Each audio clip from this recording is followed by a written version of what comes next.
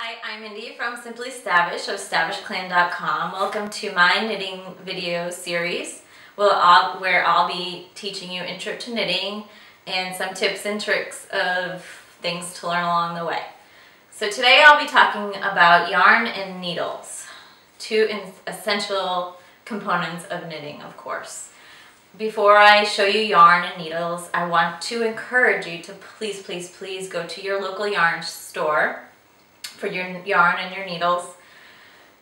The yarn quality that you will find at the big box stores, such as Michaels and Joann Fabrics, is very cheap, inexpensive cheap, and cheaply made. Some people will argue that that's not the case, but I just find the acrylic yarn is scratchy.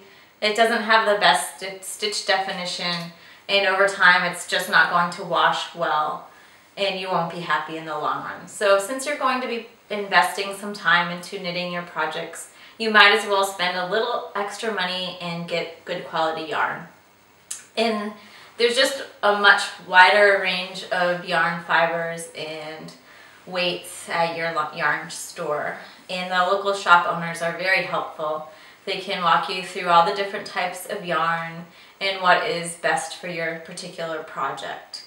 So please, your local yarn store, okay? So next is needles.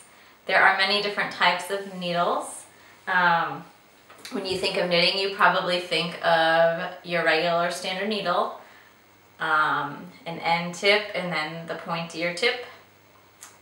So there are many different types of needle material. This one is bamboo. I really like knitting with the bamboo. There's plastic. These are sort of metal.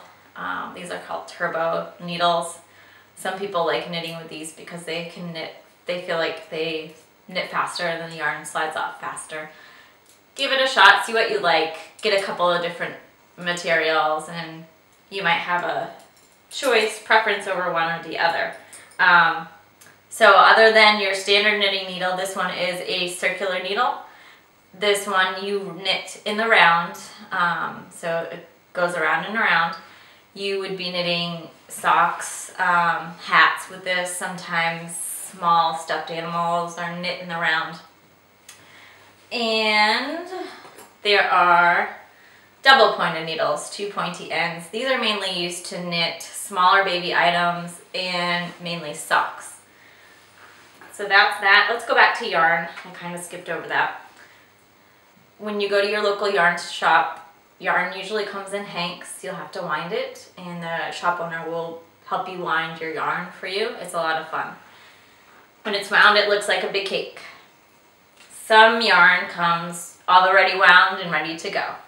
There are different types of weights, what's called a weight of yarn. So lace weight would make lacy shawls with going all the way up to super bulky yarn, which is just a much thicker yarn. Again, it depends on what project you're making, depending on what weight of yarn and what the pattern calls for.